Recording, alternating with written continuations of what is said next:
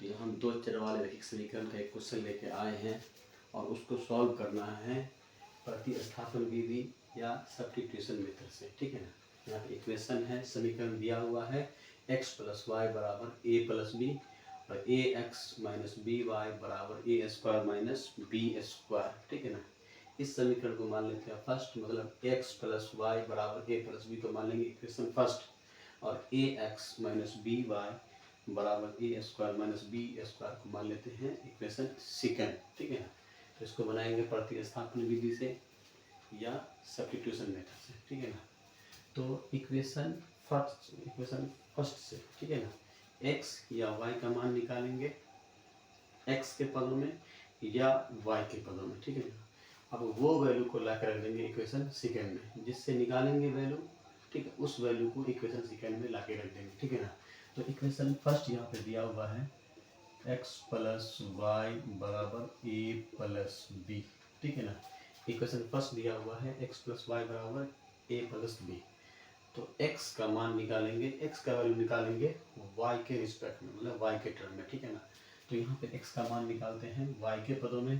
तो यहाँ x बराबर होगा a प्लस बी, y को लिखाएंगे राइट साइड में, इसका साइन प्लस है तो ये हो जाएगा माइनस y। ठीक है ना। तो x का मान निकाल लिए y के पदों में, y के रिस्पेक्ट में। अब ये x का मान इक्वेशन सेकेंड में लाके रखेंगे, तो पहले y का मान निकलेगा फिर x का मान निकालेंगे। ठीक है ना। तो अब ये x का मान इक्वेशन सेकेंड में लाके रखते हैं। तो पहले इक्वेशन सेकेंड को हम लिख लेते हैं। यहाँ दिया हुआ ए एक्स माइनस बी वाई बराबर ए स्क्वायर माइनस बी स्क्वायर। ठीक है ना।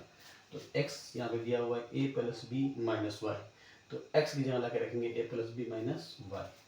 तो यहाँ हम लिख सकते हैं a into a plus b minus y, bracket को बंद कर देंगे और यहाँ है माइनस बी वाई, तो ये हो जाएगा माइनस बी वाई बराबर ए स्क्वायर माइनस बी स्क्वायर। ठीक है। अब इस a को इन तीनों टर्म में मल्टीप्लाई करेंगे पहले। ठीक है। तो पहले मल्टीप्लाई कर लेते हैं। तो यहाँ होगा a इंटू ए, हो जाएगा यहाँ ए स्क्वायर, यह होगा plus a b minus a y, मतलब a को इन तीनों टर्म में मल्टीप्लाई करेंगे। और यहाँ दिया हुआ है माइनस बी वाई बराबर ए स्क्वायर माइनस बी स्क्वायर। ठीक है।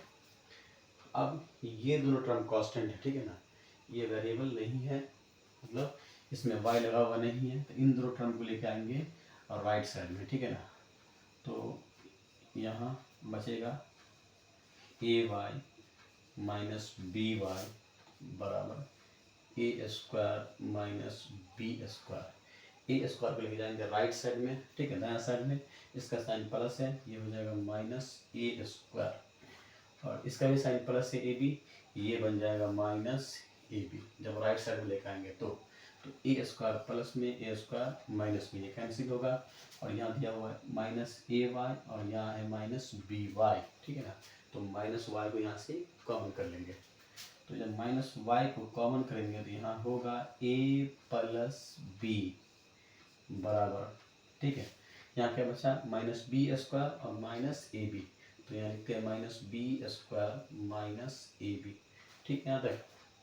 अब यहाँ से माइनस बी कॉमन करेंगे, यहाँ बी स्क्वायर दिया हुआ, यहाँ बी दिया हुआ। ठीक है ना। बी को हम बाहर निकाल सकते हैं, तो यहाँ होगा minus Y into a plus B बराबर, यहाँ से माइनस बी कॉमन करेंगे, यहाँ जमा बी स्क्वायर, यहाँ बचेगा बी और प्लस यहाँ बचेगा ए बचेगा।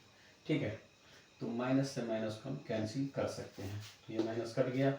अब यहाँ से निकालेंगे y का मान, तो y बराबर यहाँ होगा b into b plus a by a plus b. ठीक है ना।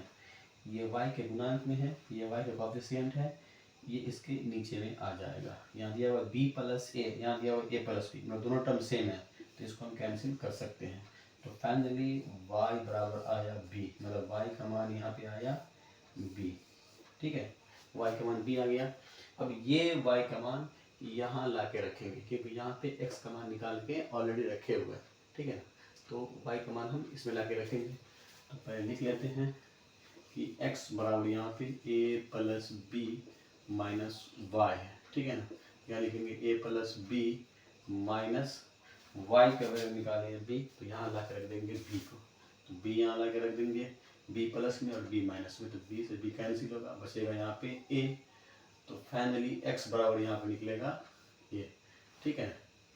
तो इसका सॉल्यूशन होगा x बराबर a और y बराबर b, ठीक है। फाइनली इसका आंसर ये हो जाएगा, ठीक है।